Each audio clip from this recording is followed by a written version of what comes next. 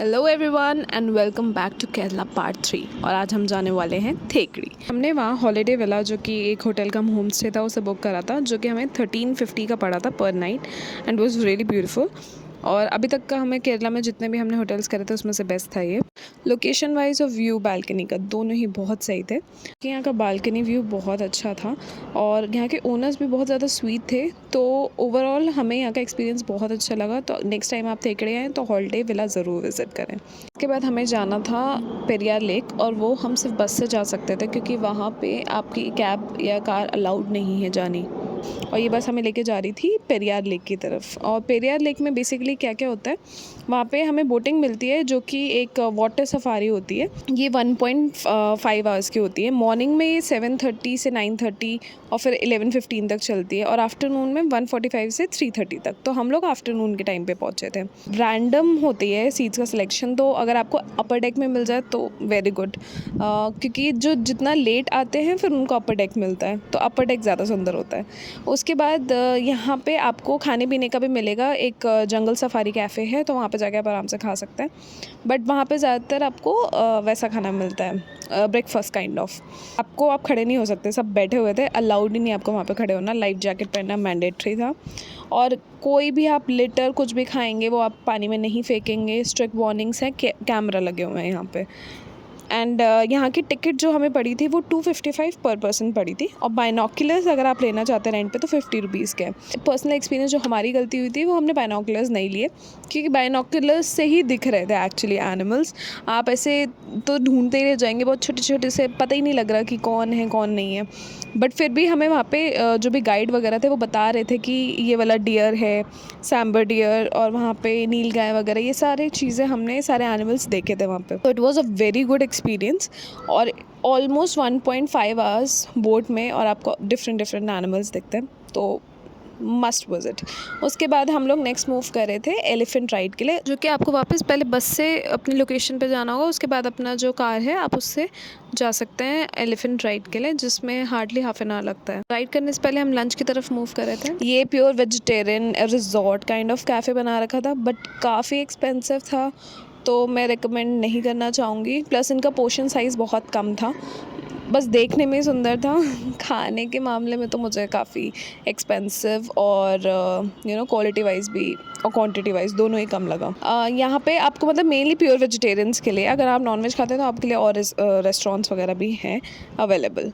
जिस टाइम हम पहुँचे थे, हम थोड़ा लेट पहुँचे थे, आई थिंक 3:34 के अराउंड हो रहा था, और उस टाइम मेजॉरिटी रेस्टोरेंट्स वहाँ पे बंद हो गए थे। I don't know why.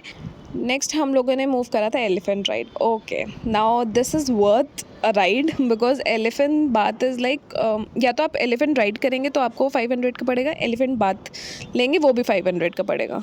And ये एक्सपीरियंस करना वर्थ इट है, बिकॉज पूरे ट्रिप में स्पेशली सबसे बेस्ट चीज़ मेरे लिए थी वो यही थी, जो कि था एलिफेंट बाथ। बिकॉज मैंने पहले कभी एलिफेंट बाथ नहीं लिया था and this was the first time जो कि मैं एक्सपीरियंस कर रही थी। मुझे लगता है जब आप बाहर जाते हैं तो आपको ऐसी एक्टिविटीज़ ही होती है जो आपको हमेशा याद रह जाती है।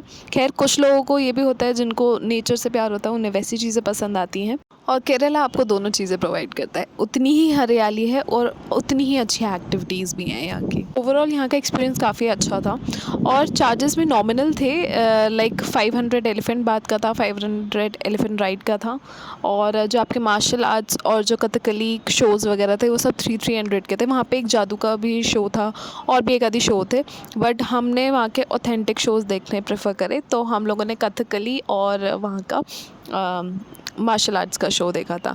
बाकी आप लोग और शोज़ भी ट्राई कर सकते हैं, वहाँ पे और भी काफ़ी लिस्ट है, जैसे जादू का और एक आधी शो और था जो मुझे ध्यान नहीं आ रहा है, तो उन शोज़ को भी आप ट्राई कर सकते हैं अगर आपको उन शोज़ में इंटरेस्ट हो तो it's a full package experience, जो 1 डे एक्सपीरियंस आप थेकड़ी में कर सकते हैं।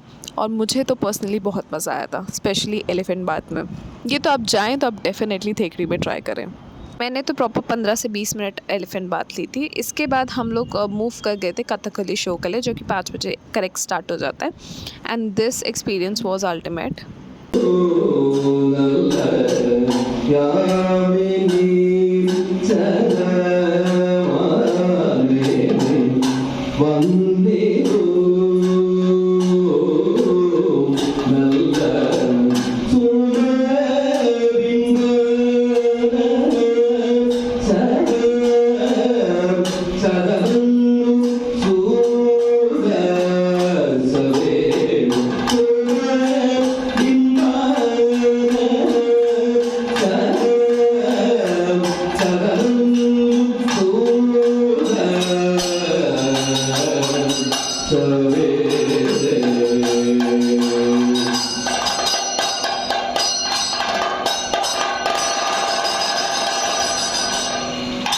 यहाँ पे आप आर्टिस्ट के साथ फ़ोटोज़ क्लिक करा सकते हो और इन्हें अगर आपको कोई डोनेशन देनी है तो वो भी दे सकते हो।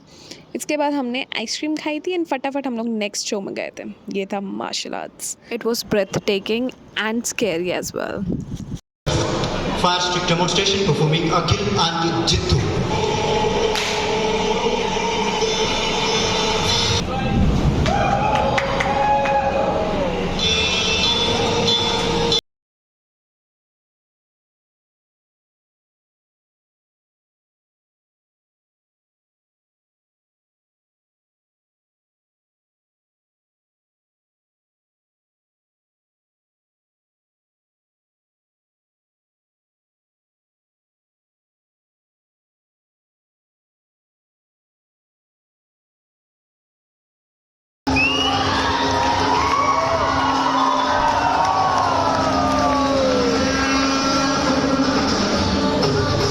पर पर्सन 300 रुपीज़ लगे थे ईच शो के लिए, कथकली एंड मार्शल आर्ट। उसके बाद हम लोग डिनर करने गए थे एंड देन हम लोग अपने होटल में चले गए थे और वहाँ पे हमने रेस्ट करा था बिकॉज़ हमें नेक्स्ट डे सुबह ही सुबह हमें निकलना था एलएपी के लिए।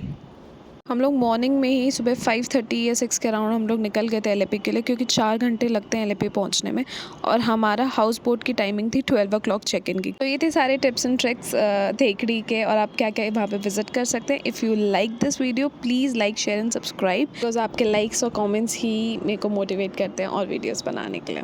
Stay tuned for part 4 Kerala.